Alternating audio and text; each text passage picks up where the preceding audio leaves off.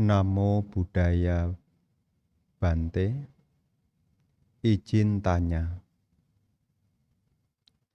boleh memberikan sedikit ulasan tentang Dewa Empat Muka yang Bante ketahui? Anumodana atas penjelasannya. Para bapak dan ibu, saudara-saudari sekalian, berkenaan dengan Dewa Empat Muka, masyarakat umum mengenalnya sebagai Dewa Brahma.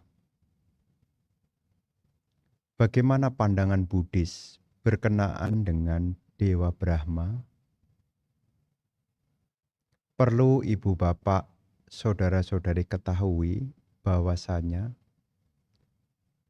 di dalam ajaran Sang Buddha, makhluk yang terlahir di alam Brahma adalah hasil dari seseorang yang sewaktu hidup mahir di dalam pencapaian jana, terkhusus di dalam rupa jana. Apakah itu rupa jana 1, rupa jana 2, rupa jana 3, dan juga rupa jana 4. Ketika seseorang mempertahankan keterampilannya di dalam jana hingga tutup usia, orang tersebut akan lahir kembali di alam Brahma.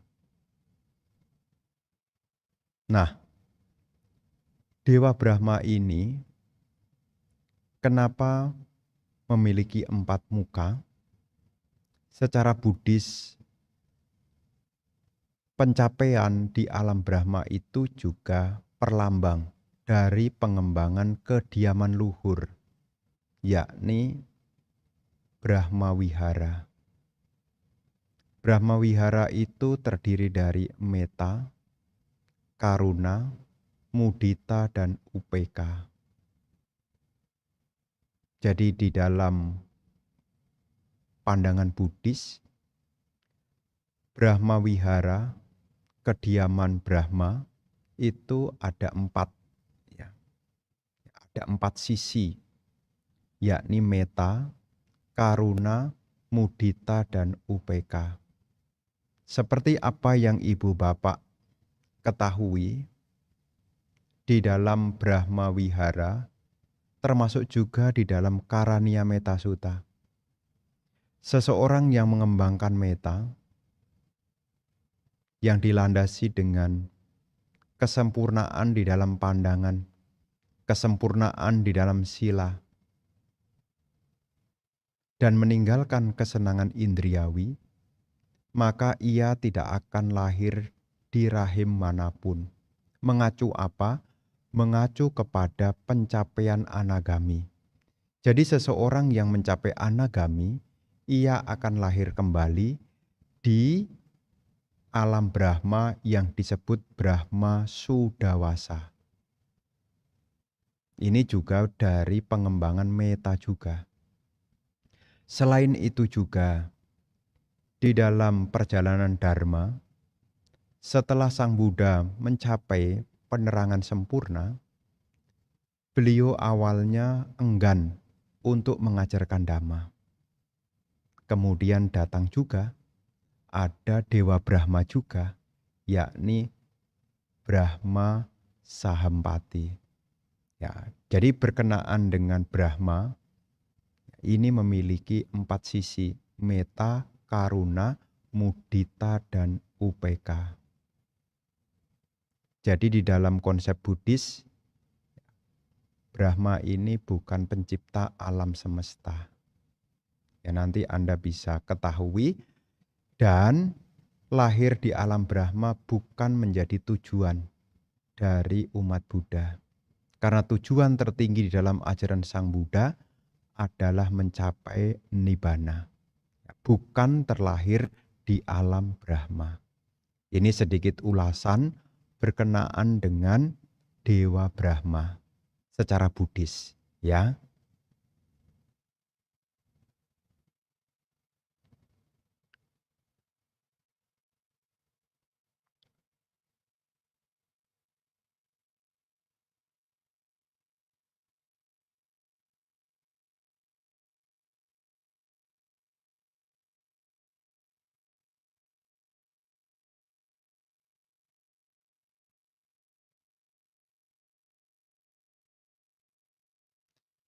Sukihotu Bante, selamat malam.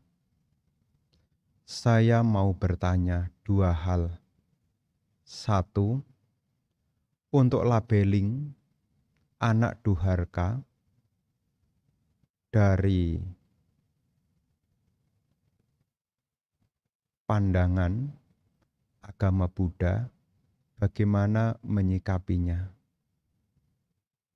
Karena di Indonesia mudah sekali orang menyematkan label itu ke anak-anaknya. Dan bagaimana seorang anak harus menyikapinya. Para bapak dan ibu, saudara-saudari sekalian, memang di dalam masyarakat itu kadang-kadang ada terucap kata-kata ketika seorang anak tidak menuruti apa yang menjadi kehendak dari orang tua. Kadang-kadang orang tua itu dengan mudah menyebut anak ini durhaka. Kenapa? Karena anak ini tidak menuruti apa yang orang tua kehendaki. Nah, bagaimana seseorang itu disebut sebagai anak durhaka? Seperti apa yang ibu bapak ketahui, anak yang durhaka adalah anak yang mengabaikan orang tuanya. Dalam hal apa? Apa yang menjadi kewajiban dari anak tidak dilakukan. Di dalam Sigalowada Sutta, di sana disebutkan apa yang menjadi kewajiban seorang anak kepada orang tua. Yang pertama, merawat orang tua. Jadi kalau seorang anak tidak merawat orang tuanya mungkin mengalami sakit, tapi anak itu tidak ada usaha apapun untuk merawat orang tuanya, maka itu jenis yang pertama. Anak ini bisa disebut sebagai anak yang durhaka, tidak merawat. Yang kedua, kewajiban anak kepada orang tua adalah membantu. Ketika orang tua dalam kondisi kesusahan, mungkin untuk memenuhi kebutuhan pokoknya, seperti cari makan sulit, tidak punya tempat tinggal, kemudian tidak punya pakaian yang layak, tetapi anak ini tidak memedulikannya. Ini juga kategorinya adalah anak durhaka, tidak melakukan kewajibannya. Satu tadi merawat ketika sakit, yang kedua adalah ketika anak mampu membantu tetapi anak tidak melakukannya. Ini yang kedua. Yang ketiga, membuat nama buruk keluarga. Ini juga bagian dari durhaka juga. Karena sebagai anak kewajibannya adalah mempertahankan nama baik keluarga. Ya, mempertahankan nama baik keluarga. Jadi kalau sampai ada anak membuat nama keluarga itu menjadi tercoreng, ya. Ini sebetulnya secara masyarakat juga dianggap sebagai durhaka, membuat orang tua menjadi malu. Dan yang keempat, kewajiban anak itu menjaga harta milik orang tua. Maka anak yang disebut durhaka adalah anak yang menghambur-hamburkan kekayaan yang dimiliki oleh orang tua. Ya, kenapa? Ya ini tidak melakukan kewajibannya sebagai seorang anak. Nah, yang lebih parah lagi, ya, membunuh orang tua. Ini juga durhaka. Karena dengan membunuh orang tua bisa mengkondisikan lahir kembali di alam menderita.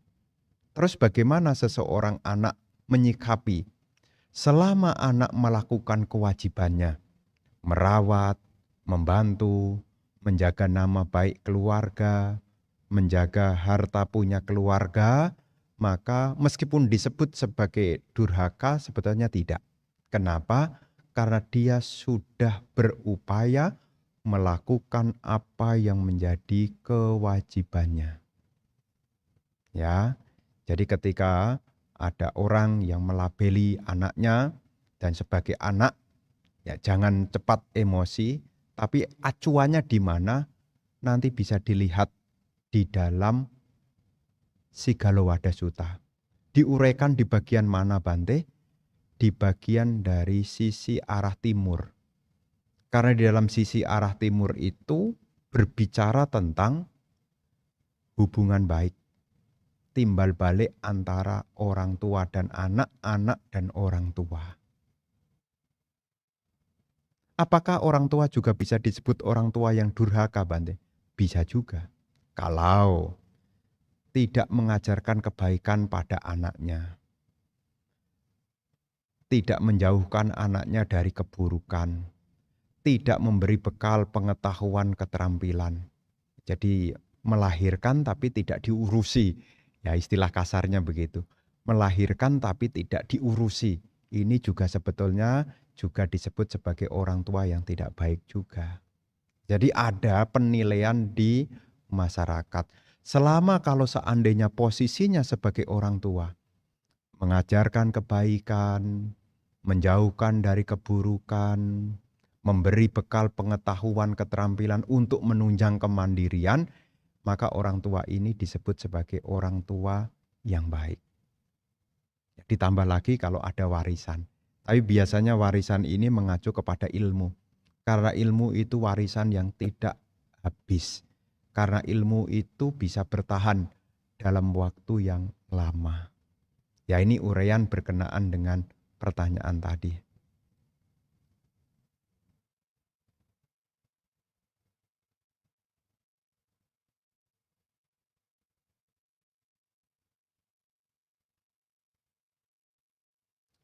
Bagaimana cara latihan agar bisa bersabar terhadap hal tidak baik yang diterima?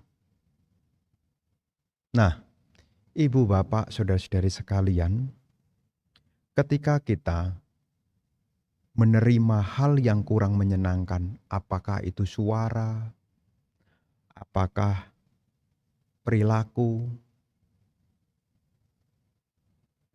cara mengembangkan yakni kesabaran adalah penahanan diri. Dan salah satu penahanan diri yang bisa kita miliki adalah keyakinan kepada hukum karma. Jadi kalau ada orang yang mungkin berbuat buruk kepada kita, supaya kita kokoh di dalam kita mengembangkan kesabaran, kita harus ingat hukum karma. Apa? Kalau kita menerima hal yang tidak menyenangkan, satu sisi itu adalah karma buruk kita sedang berbuah. Di sisi lain, orang lain sedang membuat karma buruk. Kenapa? Karena dalam hukum alam ini ada hukum yang pasti yang disebut dengan niyama dhamma. Di dalam niyama dhamma itu salah satunya adalah kama niyama. Dan sebagai umat Buddha, apa yang seseorang alami ini tidak ada yang sifatnya kebetulan. Seperti Sang Buddha sendiri, Ibu Bapak. Sang Buddha sendiri juga pernah difitnah oleh seorang wanita yang bernama Cinca. Cinca pernah memfitnah Sang Buddha. Berkenaan dengan apa? Berpura-pura hamil. Dan menceritakan kemana-mana kalau Cinca ini hamil akibat dari perbuatan guru agung. Tapi Sang Buddha mengetahui kenapa beliau menerima ini. Karena seorang Buddha itu punya kemampuan, pubi niwasanu satinyana, kemampuan melihat masa lampau. Dan Sang Buddha mengembangkan ketenangan santena somawidina. Ketika menghadapi fitnahan dari cinca, Sang Buddha cukup tenang. Kenapa? Karena beliau melihat tahu ini adalah akibat dari karma yang lampau. Jadi ketika kita mau mengembangkan kesabaran, kita harus pegang kembali hukum perbuatan. Ya. Kita menerima hal yang tidak menyenangkan, ini akibat buruk karma lampau kita. Dan orang yang melakukan perbuatan buruk kepada kita, tanpa disadari, dia saat ini sedang membuat karma buruk. Maka Guru Agung Buddha menyebut kita untuk santena somawidina. Bagaimana Sang Buddha mengalahkan cinca? Beliau mengembangkan ketenangan. Nah, ini juga bisa kita pakai ketika kita ingin mengembangkan kesabaran. Selain kita ingat pada hukum karma, kita juga harus mengembangkan ketenangan. Syukur-syukur kita memenuhi batin kita dengan pikiran cinta kasih. Ditambah lagi, ada waktu, ada kesempatan berbuat baik terus, berbuat baik terus, berbuat baik terus. Apakah melalui pikiran, kita berpikir yang baik. Melalui ucapan, kita berucap yang baik. Melalui tubuh jasmani, kita berusaha untuk membantu orang lain supaya tidak banyak kesulitan. Nah, kumpulan dari karma-karma baik inilah yang nanti akan melindungi kita. Dimanapun kita berada tidak akan tercela. Kenapa? Karena kita tidak pernah mencela. Bagaimana mungkin kalau tidak pernah menanam kok bisa memetik? Jadi ketika kita ingin mengembangkan kesabaran, ingat kembali. Yang pertama, ingat pada hukum karma. Yang kedua, ingat pentingnya ketenangan. Dan yang ketiga, milikilah kebijaksanaan. Alangkah beruntungnya jika seseorang di dalam kehidupan ini, dia memiliki kesabaran. Apa pahalanya Bante kalau seseorang itu memiliki kesabaran? Disebutkan di sana. Ada 5 manfaat jika seseorang mengembangkan kesabaran. Apa manfaat yang pertama? Tidak banyak musuh. Jadi orang yang punya kesabaran, dia tidak banyak musuh. Yang kedua, orang yang punya kesabaran tidak menyimpan dendam. Yang ketiga, orang yang mengembangkan kesabaran, hidupnya akan penuh dengan kehati-hatian. Yang keempat, pahalanya, ketika ajal mau datang, pikirannya tenang. Dan yang kelima, setelah hancurnya tubuh jasmani, seseorang yang terlatih di dalam kesabaran, ia akan terlahir kembali di alam bahagia. Jadi di sini Ibu Bapak, saya ajak untuk merenung betapa besar manfaatnya jika kita punya kesabaran. Jadi yang pertama ingat pada hukum karma, yang kedua kembangkan ketenangan, dan yang ketiga kembangkanlah kebijaksanaan. Lihatlah nilai manfaat yang akan seseorang peroleh jika seseorang memiliki kesabaran. Begitu ya.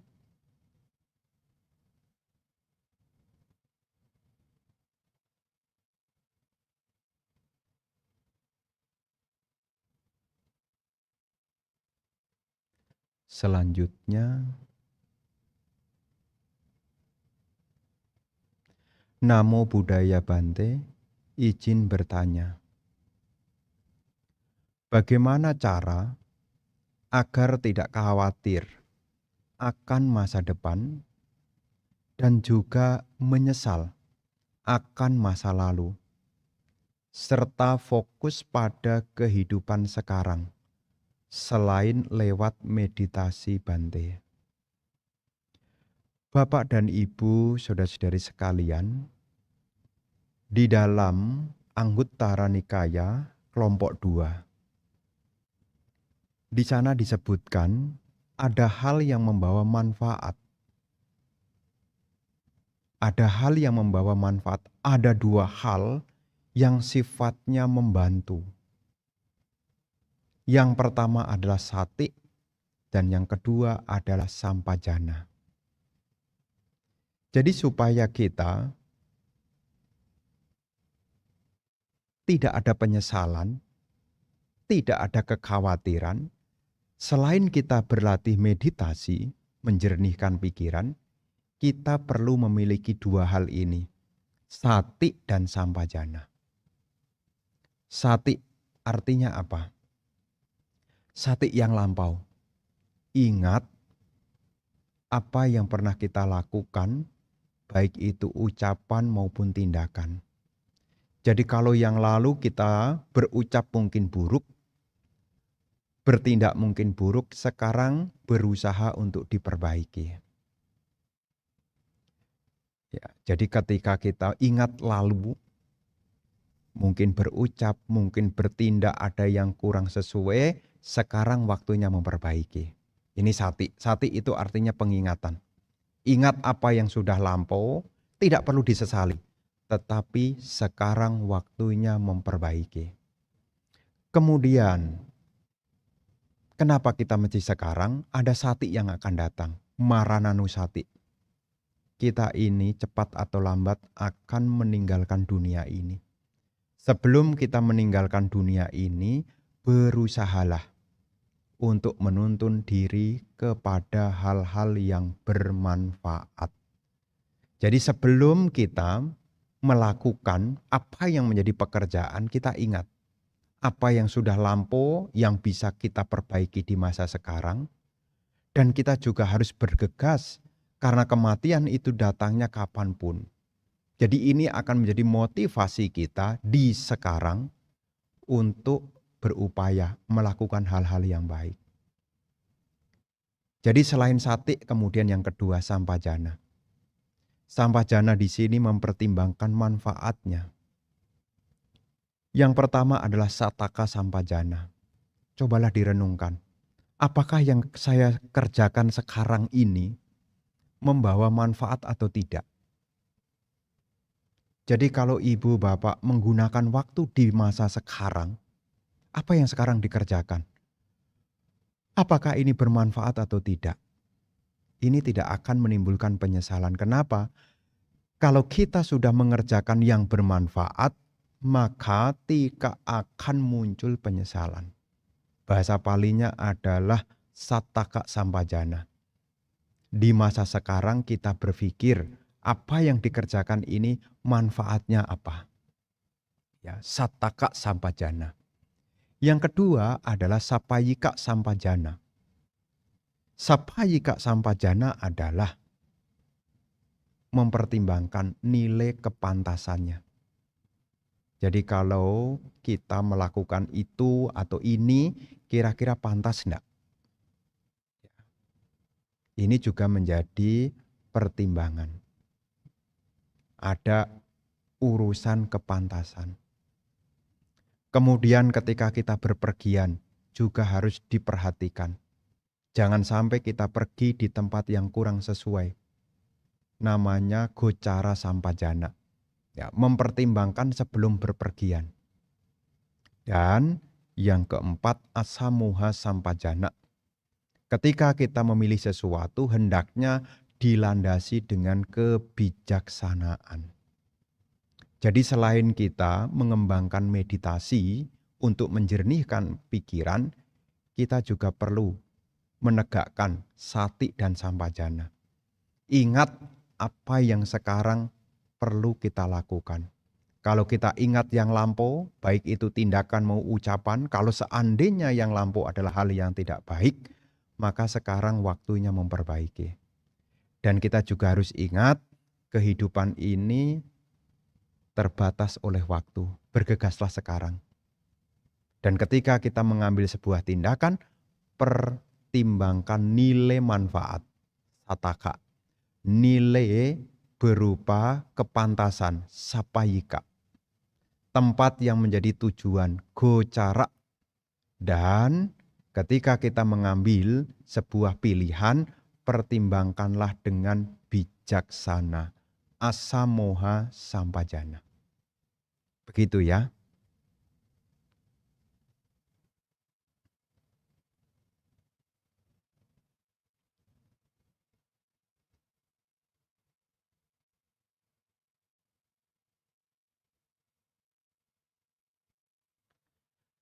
Namo Buddhaya, Bante, izin bertanya. Bagaimana cara untuk tidak membenci orang yang egois kepada kita, berkata kasar dan menyalahkan? Saya sudah mencoba bersabar, tapi rasanya tetap sakit, Bante. Nah, Ibu Bapak, saudara-saudari sekalian, disinilah gunanya kita memiliki sati. Supaya apa? Supaya tidak muncul yang istilah dalam bahasa Pali itu adalah papanca sanya sangkha. Ya, papanca sanya sangkha. Papanca itu melebih-lebihkan. Jadi jangan sampai kita melebih-lebihkan. Dari apa? Sanya, persepsi kita. Termasuk juga jangan kita bentuk kembali. Namanya sangkha. Makanya hal-hal yang buruk itu bisa berkembang ketika kita melebih-lebihkan. Ya, mungkin ada orang berperilaku kurang sesuai kepada kita, kemudian kita harus punya sati. Ya, ingat satinya dijaga. Supaya apa? Tidak menjadi berkembang biak. Papanca, ya, melebih-lebihkan.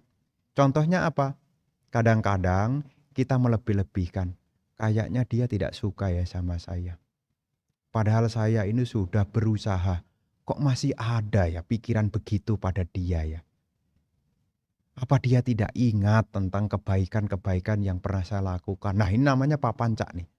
Melebih-lebihkan. Ya. Ketika kita melebih-lebihkan, kemudian kita mempersepsikan ada sannya di sana. Akhirnya mulailah muncul yaitu bentukan-bentukan sangkha. Apa yang menjadi motor dari itu, Bante? Yang menjadi motor dari pengembangbiakan ini adalah keakuan. Orang lain juga punya keakuan, kita pun juga punya keakuan. Maka di dalam istilah Dhamma itu, seseorang yang menyimpan keakuan karena dia memegang tentang 3 hal. Tanha, mana, dan diti. Kenapa ada orang menjadi egois? Karena dia merasa ini milikku. Kenapa dia semakin menjadi? Inilah aku, kesombongan. Kenapa dia terus menjadi? Karena dia tidak punya pengertian. Ya, diliputi diti, ketidaktahuan. Maka ketika kita menghadapi hal yang kurang berkenan, pesan Bante, gunakanlah sati. Ya, jangan sampai membiarkan pikiran ini berkembang biak, namanya papanca. Ya, papanca, jadi muncul. Ya. Contoh sederhananya papanca tidak hanya menerima kalimat yang kasar. Ketika kita datang di dalam sebuah perkumpulan, kemudian kita diacuhkan, tidak ada yang ngajak ngomong sama kita. Kadang-kadang di situ kita melebih-lebihkan. Kayaknya di sini sudah tidak mendukung saya lagi. Kayaknya orang-orang sudah mulai tidak suka sama saya. Nah, ini kadang-kadang bukan kebenarannya, tapi kadang-kadang ini adalah pengembangbiakan dari kita punya pikiran. Namanya papanca. Melebih-lebihkan. Dan nanti kita mempersepsi sendiri, namanya sangka, dan akhirnya kita sangka, menciptakan, ya, membentuk.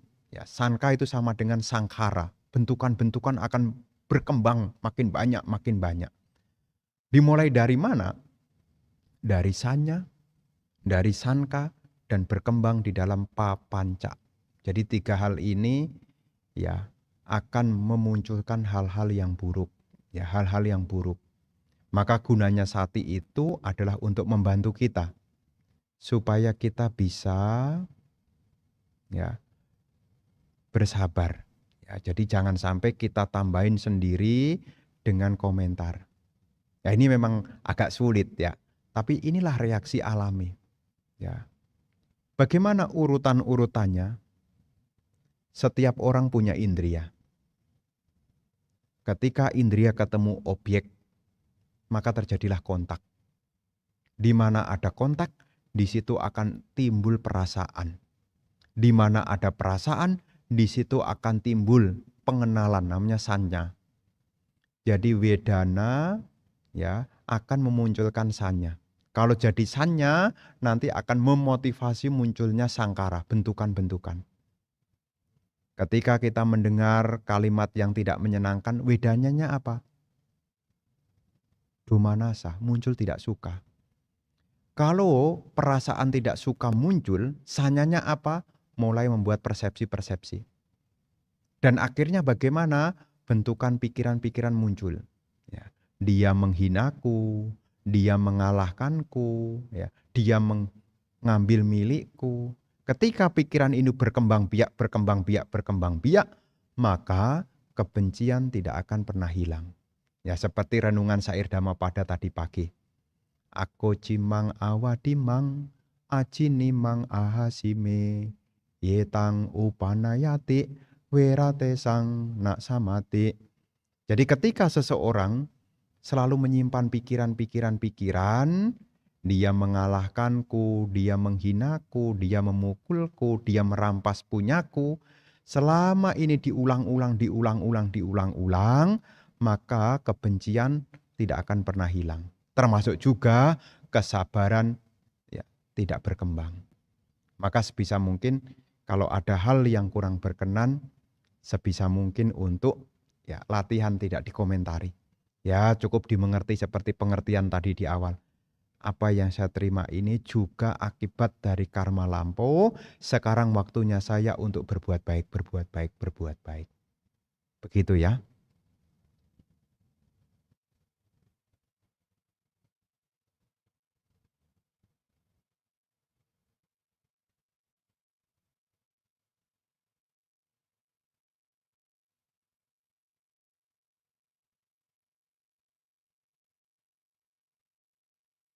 Malam Bante, Wandami Bante. Mohon Bante bantu uraikan tentang pemberian yang dimurnikan oleh penerima.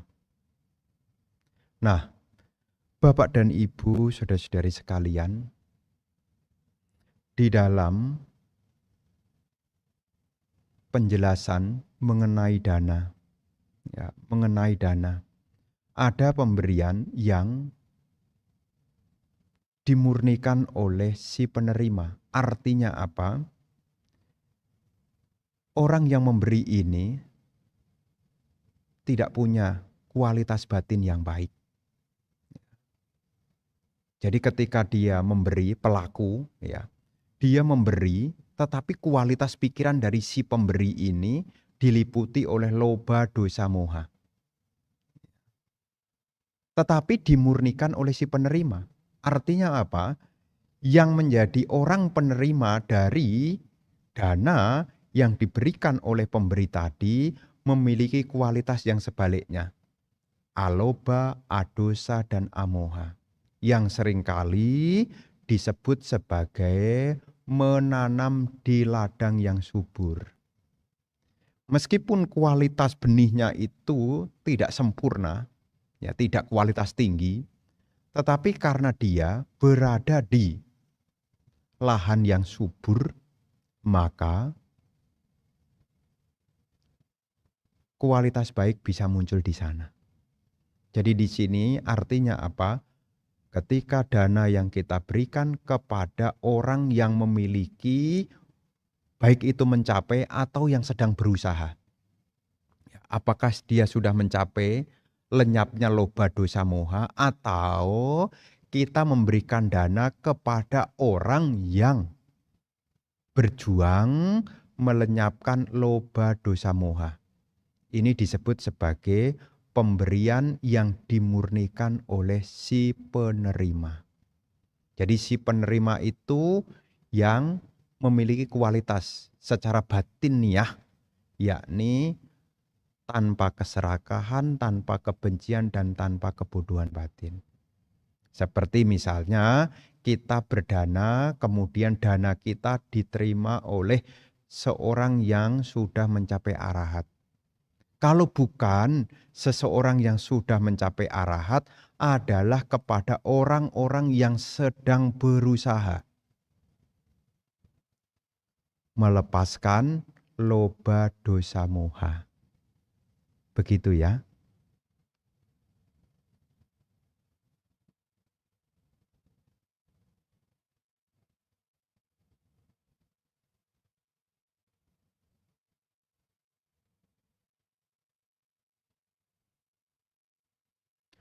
Wandami Bante, izin bertanya tentang nimitta. Apakah adanya nimitta dalam meditasi menunjukkan adanya konsentrasi? Terima kasih. Oh, sebelum ini, ada atasnya. Bentar, belum. Ada keloncat satu. Namo Buddhaya Bante, saya mau tanya. Meditasi suka muncul suara hati atau batin. Apa ini dibiarkan atau diikuti? Kemana suara itu? Karena ini cukup mengganggu. Yang masih awal. Anumodana Bante. Nah, apapun yang muncul sebisa mungkin untuk tidak dikomentari. Termasuk ya Anda menyebut sebagai suara hati Anda sewaktu Anda mengembangkan ketenangan batin, sebisa mungkin untuk tidak ditanggapi. Kalau seandainya objeknya adalah napas masuk, napas keluar, selain napas masuk, napas keluar, tidak diberi perhatian. Jika kita mengembangkan ketenangan batin. Termasuk juga jika kita mengembangkan metta bhavana. Selain kalimat-kalimat cinta kasih, sebisa mungkin untuk tidak diperhatikan. Bisa dimengerti ya? Jadi bisa bedakan mana yang semestinya diperhatikan dan mana yang semestinya untuk tidak diperhatikan. Karena fungsi dari samadhi tidak membiarkan pikiran berhamburan. Ya, ciri dari samadhi. Ya, fungsi dari samadhi tidak membiarkan pikiran berhamburan. Ya. Jadi ketika kita latihan samadhi, ya sebisa mungkin tidak membiarkan pikiran kita berhamburan. Ya, jadi kalau itu bukan objek ya, sebisa mungkin untuk tidak diperhatikan. Begitu ya.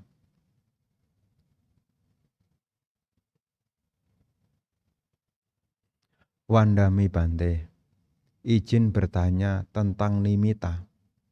Apakah adanya nimitta dalam meditasi menunjukkan adanya konsentrasi? Terima kasih. Para bapak dan ibu, saudara-saudari sekalian, penjelasan berkenaan nimitta bisa kita ketemukan di dalam Wisuddhimagga. Berkenaan dengan tanda. Nimitta itu artinya tanda. Pengenal, ya, nimitta. Jadi tanda atau pengenal. Di dalam meditasi yang paling awal disebut dengan parikamma nimitta. Jadi mesti ada tanda awalnya. Contohnya apa? Kalau kita mengembangkan anapanasati, tanda awalnya apa? Tanda awalnya adalah berusaha untuk mengenali napas masuk, napas keluar di sekitar lubang hidung. Ini namanya parikamma. Ya, parikamma nimitta, ya, yang paling awal menandai, ya, tanda. Nimitta itu artinya tanda.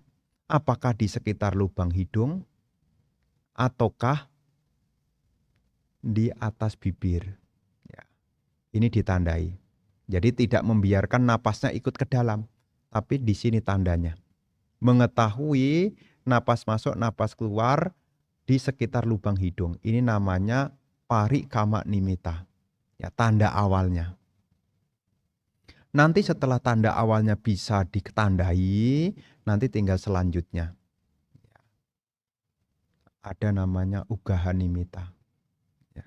Setelah parikama nimita, ada ugaha. Kita mulai mengenal semakin jelas. Nah, biasanya di dalam penjelasan tentang nimita, awalnya dia memperhatikan napas masuk, napas keluar. Tandanya ini nanti berubah menjadi warna. Salah satunya di Wisuddhimagga diceritakan begitu. Ya. Apakah dia bisa melihat, menandai ada warna, apakah putih, apakah biru. Maka saat itu dia berubah. Yang semula anapanasati dia berubah kepada kasina. Kasina itu artinya bentuk atau wujud. Nah, dia gunakan itu untuk apa? Mengembangkan ketenangan.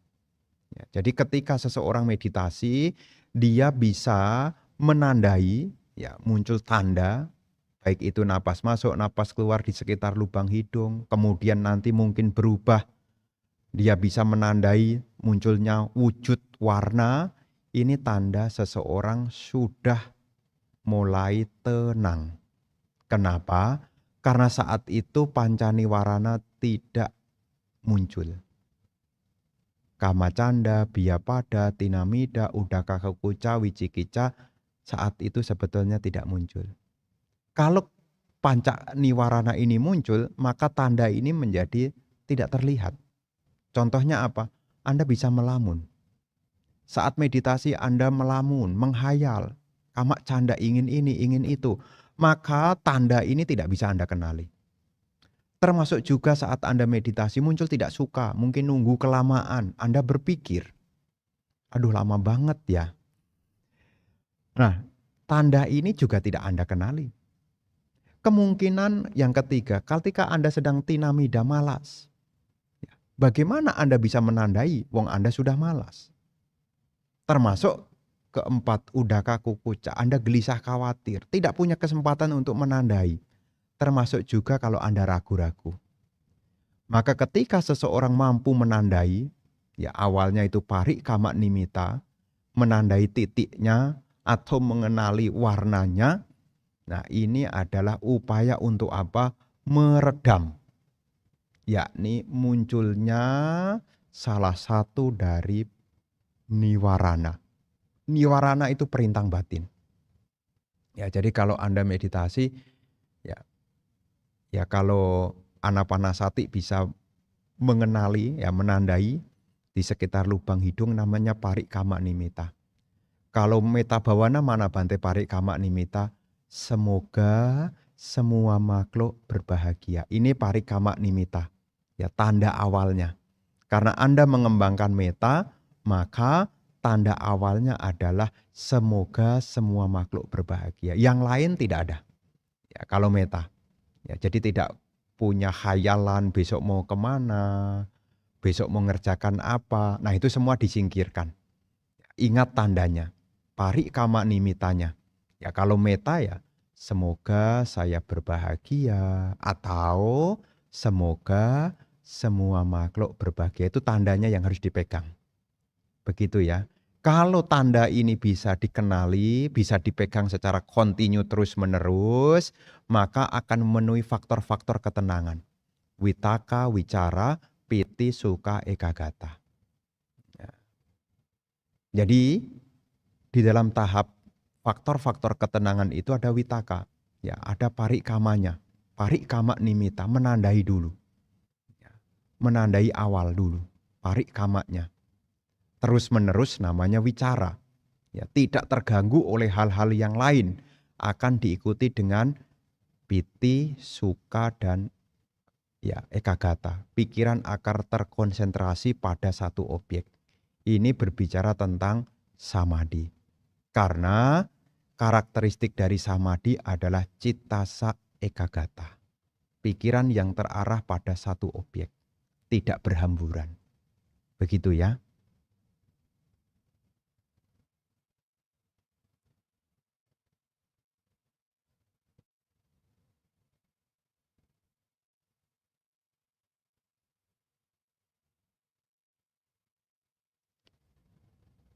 Namo Buddhaya Bante, terima kasih atas jawaban kemarin soal alam neraka. Saya sempat takut dan lebih hati-hati dengan kebencian, kemarahan. Maaf, apakah ada perbedaan syarat menjadi biku di Indo dan di luar negeri? Untuk menjadi biku, semuanya sama. Ya, baik di Indonesia maupun di luar negeri, secara tradisi Theravada, semuanya sama. Apa? Kalau dia biku, ya dia laki-laki. Umurnya ya di atas ya 20 tahun terhitung dari sejak dari kandungan, udah dihitung. Ya. Kemudian mendapat izin dari orang tua, kemudian itu menjadi syarat dari calon, ya namanya Upasampada PK, calon bikunya. Laki-laki, kemudian ada izin dari orang tua, usianya juga menyukupi, ya. Kemudian dia juga punya, yaitu sarana untuk diupasampada, baik itu jubah, sanggati, termasuk juga pata, ya, saringan air, pisau cukur, ya, jarum, benang, ikat pinggang, menjadi kebutuhan sebelum diupasampada. Sama, ya. Nanti menghadap ke upajaya, kemudian nanti ditasbiskan di tempat yang disebut dengan sima, ya, batas tempat untuk upacara penasbisan. Jadi secara prosedural, secara tradisi Theravada yang saya tahu, baik di Indonesia maupun di luar negeri ya sama, ya.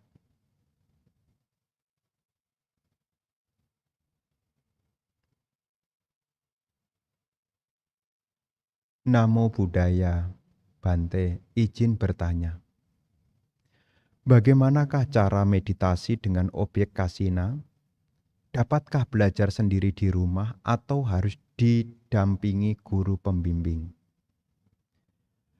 Bapak dan Ibu, saudara-saudari sekalian, sebetulnya ada buku yang memberi penjelasan tentang bagaimana praktek meditasi, salah satunya adalah kasina. Kasina itu ada 10. Ada 10 macam kasina. Ini bisa dibaca, petunjuknya ada di Wisuddhimagga. Nah, di Wisuddhimagga itu ada uraian bagaimana mengembangkan meditasi dengan objek kasina. Apakah kasina tanah, kasina air, kasina api, kasina angin, ya. Kemudian ada warna biru, merah, kuning, ya. Termasuk juga ada ruang terbatas, ya, termasuk ada putih juga. Nah, 10 ada 10. Ada 10. Gimana caranya? Ya, kita harus lihat wujudnya dengan jelas. Kalau seandainya misalkan kita menggunakan kasina warna, apakah itu merah ataukah kuning? Di dalam Wisuddhimagga dijelaskan, seseorang harus mencari, ya, bidang, apakah kertas yang seukuran 1 meter, ya, 1 meter. Warnanya, ya kalau dia warna merah, ya dia pilih warna merah yang tidak tercampur dengan warna yang lain. Kemudian dia tempel di tembok, dia perhatikan terus-menerus sampai dia mengenali warna merah itu di dalam pikiran dia. Jadi dia bisa menandai merah itu, mempersepsikan merah itu dari apa yang dilihat sama persis dengan apa yang tergambar dalam pikiran dia. Nah, itu ada penjelasannya di sana. Termasuk juga kalau dia mengembangkan yakni kasina air. Nah, dia harus pergi ke danau yang ada airnya. Dia mempersepsikan air itu seperti apa, dia lihat, kemudian dia cerap dalam ingatan pikiran dia. Kalau hilang, dia buka mata lagi, lihat, kemudian dia cerap lagi. Nah, ini namanya kasina. Itu ada di buku yang berjudul Wisuddhimagga bagian dari Samadhi. Nah, termasuk di situ ada langkah-langkahnya. Apakah perlu guru pembimbing? Sangat perlu. Supaya apa? Supaya kita bisa evaluasi. Ya, supaya kita bisa evaluasi mana sisi-sisi yang harus kita tinggalkan dan mana sisi-sisi yang harus kita perhatikan. Jadi kalau misalnya mau kasina tanah, kasina air, kasina api, ya. Kasina api ini juga kita melihat api unggun, bukan api lilin ya. Jadi melihat api unggun, kemudian kita melihat api itu diserap. Diserap itu artinya ditandai dan tanda dari api itu kayak apa baranya ke dalam pikiran. Kalau seandainya hilang, buka mata lagi, lihat lagi. Itu penjelasan di sana. Nanti bisa dilihat ya di dalam Wisuddhimagga. Bukunya sudah diterjemahkan juga dari Ibu Lani yang Klaten ya. Itu ada 7 buku, ya ada 7 buku.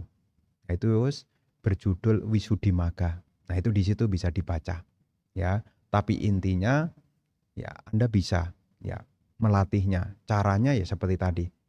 Anda lihat apa yang menjadi arah dari objek yang mau kita pilih, apakah bentuk ataukah warna, kita kenali sampai itu bisa kita serap dalam pikiran kita.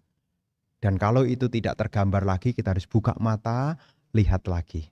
Sampai benar-benar jelas dalam pikiran kita. Begitu ya.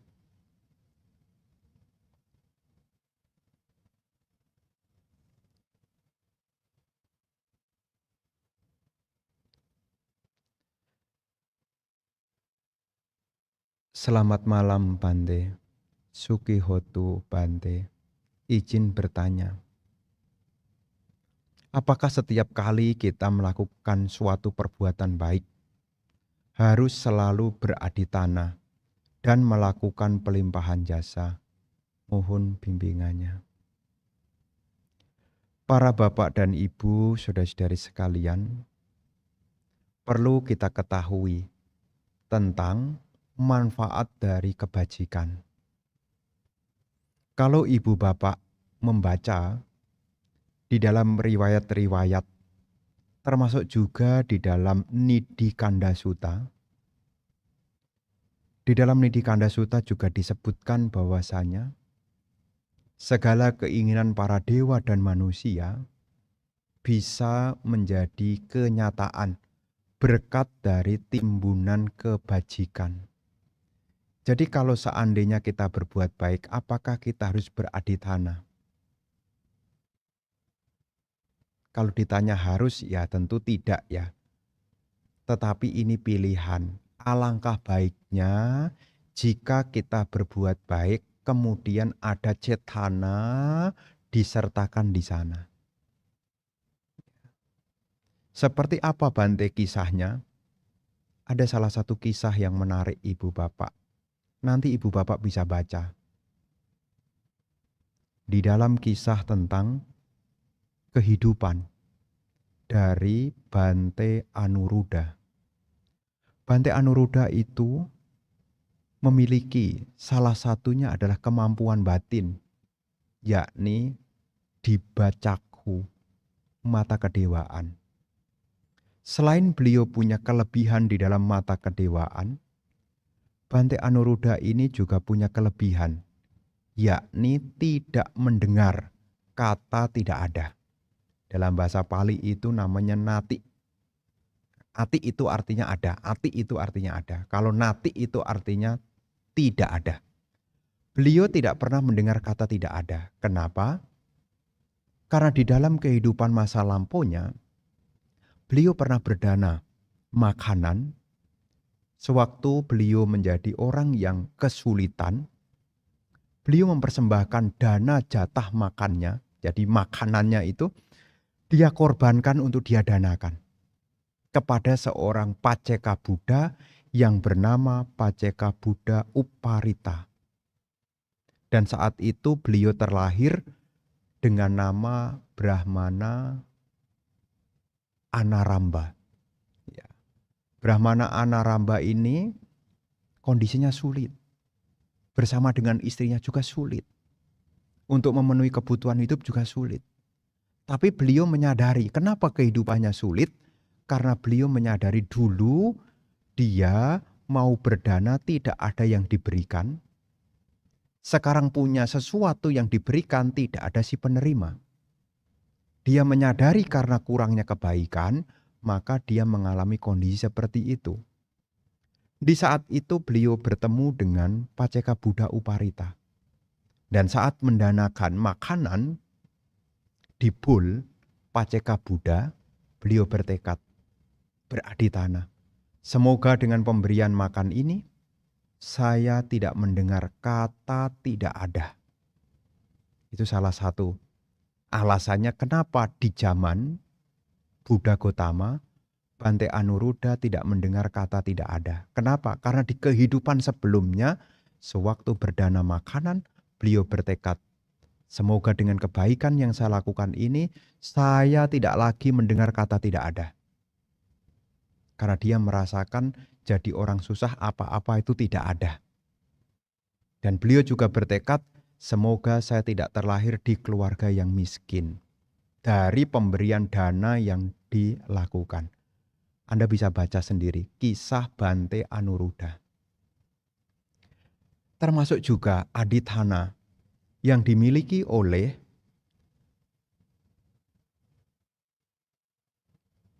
Bante, namanya Bante yang terkenal dengan tidak pernah sakit. Ya, ada Bante namanya terselip di ingatan saya. Beliau tidak pernah merasa sakit. Beliau menjadi biku di usia 80 tahun. Menjadi biku sepanjang 80 tahun. Parinibbana di umur 160 tahun. Namanya Bante Bakula. Ba itu artinya dua. Kula, dua keluarga. Beliau tidak pernah mengalami sakit. Kenapa? Karena beliau saat berdana di salah satu kehidupan masa lampaunya, baik itu kepada salah satunya kepada Buddha Padumutara, beliau juga bertekad, semoga dengan pemberian dana ini, saya tidak mengalami sakit apapun. Itu nanti bisa dibaca di dalam kisah riwayat Bante Bakula. Nah, nanti ada. Nah, ini pilihan. Jadi ketika kita berbuat baik dari riwayat-riwayat para siswa itu, ternyata kalau kita berbuat baik dengan aditana tertentu, itu bisa menjadi kondisinya. Mengerti sampai di sini? Jadi ini pilihan. Jadi kalau Anda berbuat baik, ya Anda juga bisa memilih.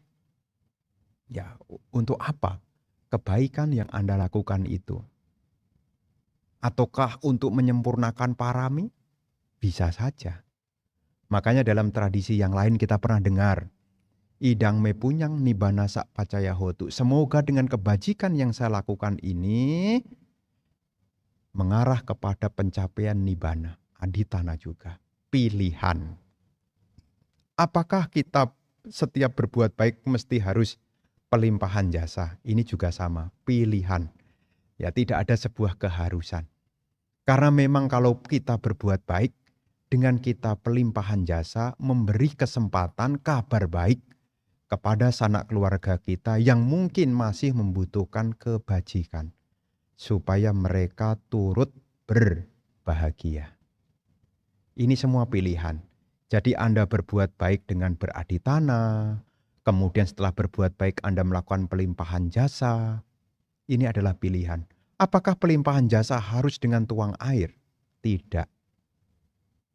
Anda bisa bertekad dalam hati. Semoga dengan kebajikan yang saya lakukan ini, semoga sanak keluarga leluhur saya, semoga turut berbahagia. Ini bisa dilakukan. Ini semua pilihan, tidak ada yang harus. Begitu ya.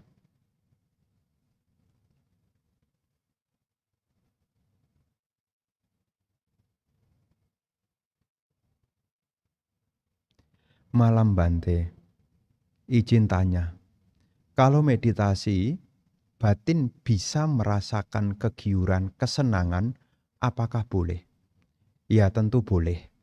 Ya, jadi ketika Anda mengembangkan ketenangan batin, ya tidak apa-apa.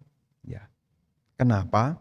Karena kegiuran di dalam batin dalam meditasi ini bukan dari kama tanha, ya. Tapi ini adalah bonus ketika Anda mengalami ketenangan. Jadi kalau seandainya Anda berdiam di dalam kebahagiaan, tentu tidak jadi masalah. Ya. Bahkan Sang Buddha juga mempertanyakan kepada para biku di dalam salah satu sutta, supaya para biku juga pengalaman di dalam pencapaian ketenangan. Supaya apa? Berbahagia menjadi seorang biku. Nah, jadi di sini kalau seandainya Anda berlatih meditasi, mengalami kegiuran atau kebahagiaan di dalam batin Anda, ya tidak masalah. Ya, nanti dengan bertambahnya waktu, nah ini juga menambah jam terbang.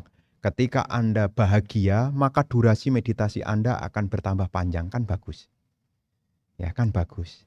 Ya, ketenangan Anda makin dalam, kesabaran Anda juga makin meningkat, kan bagus. Pikiran Anda juga makin jernih, kan bagus. Karena dikatakan di dalam penjelasan, samadhi, sebab terdekat dari samadhi adalah suka. Suka itu bahagia. Jadi samadhi kita akan berkembang kalau kita berlatih juga dengan pengalaman bahagia. Begitu ya.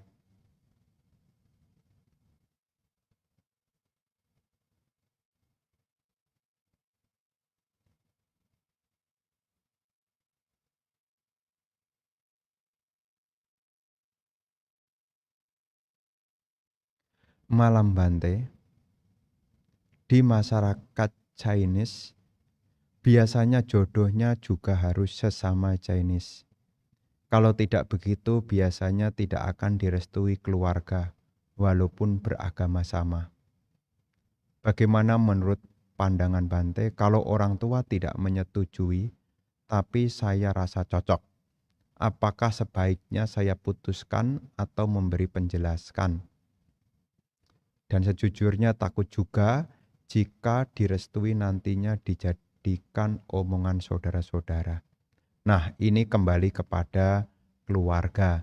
Karena di dalam masyarakat itu punya budaya dan harus diingat ya prinsipnya secara umum, di mana bumi dipijak di situ langit juga harus dijunjung. Jadi penting juga supaya tidak jadi masalah di ke depan, ya sebisa mungkin ya tidak ada salahnya jika berbicara dengan orang tua. Karena salah satu, ya kalau di dalam Sigalo-Wada Sutta ya, salah satu kewajiban yang mencari jodoh itu sebetulnya adalah orang tua.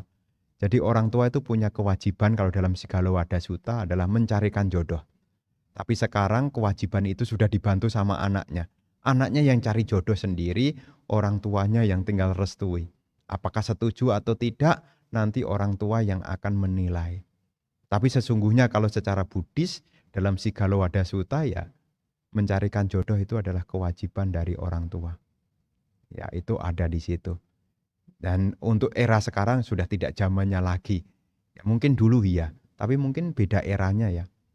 Jadi dalam hal ini, apa yang bisa Bante sampaikan ya, cobalah ditanyakan kembali kepada orang tua dan keluarganya. Karena kadang-kadang setiap keluarga punya kultur yang beda-beda. Meskipun etnisnya sama, kadang-kadang budayanya juga beda-beda. Ada yang masih memandang, ada yang tidak ya. Semua keluarga punya ya budaya yang mungkin kulturnya tidak sama dengan yang lain. Tidak ada salahnya jika diomongkan, ya.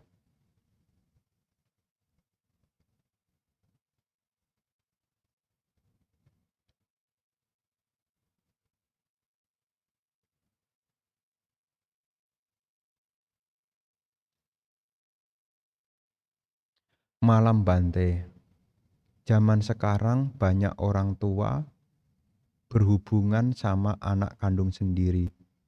Itu melanggar sila. Ya memang, ya karena itu secara masyarakat etika juga sudah bertentangan. Ya, itu juga hal yang tidak patut, ya. Tidak patut untuk dilakukan. Itu juga bagian dari pelanggaran sila. Bahkan di masyarakat juga menilai sebagai hal yang tidak pantas. Dan di dalam uraian yang lain itu disebut bagian dari kemunduran. Nanti tiba saatnya ada zaman seperti itu. Ya. Di dalam Maha namanya Cakkawati Sihananda Sutta. Ya, dalam Cakkawati Sihananda Sutta di situ nanti ada penjelasan tentang ada masanya di mana manusia sudah kehilangan hiri dan otapa.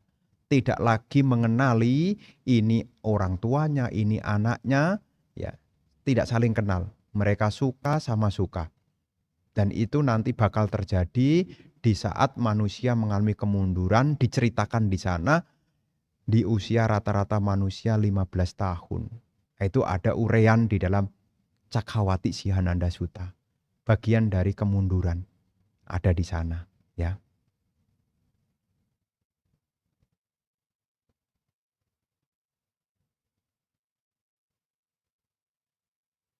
Malam Bante, apakah meditasi harus bisa melihat nimitta baru disebut berhasil? Bapak dan Ibu, saudara-saudari sekalian, keberhasilan dari meditasi adalah Cittasa Ekagata. Cittasa Ekagata dalam hal samadhi, ya, ini ketenangan, ya. Ya, mampu meredam, yakni pancaniwarana. Kamacanda, Biapada, Tinamida, Udaka Kucoa, dan Wicikica. Kalau 5 ini bisa diredam, ini adalah keberhasilan di dalam samatha. Ya, mampu menekan yaitu niwarana. Yang ditandai apa? Seseorang punya satu objek pegangan. Yang tadi telah saya sampaikan, dalam objek samatha itu diawali dari ada parikama nimitta, menandai awalnya dulu. Jadi kalau objeknya adalah anapanasati, ya yogi harus mengenali ya, tandanya napas masuk, napas keluar di mana. Seringkali istilahnya titik sentuhnya di mana. Supaya apa? Pikiran tidak berhamburan.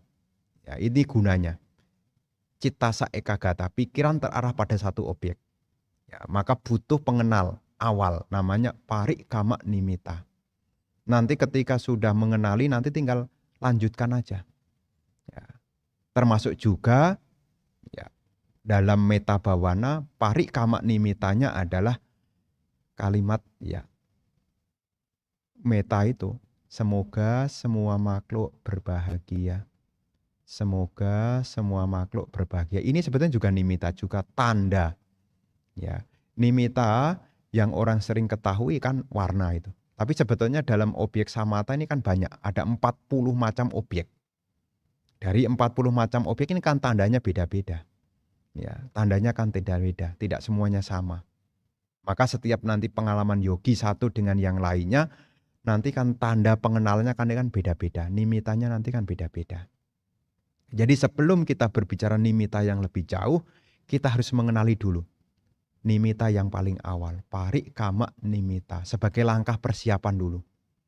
Ya, persiapan dulu. Kalau anapanasati, ya coba ketika diem, memperhatikan dorongan napas masuk, napas keluar yang mendorong, titik sentuhnya di mana. Terus bagaimana Bante? Udahlah diam.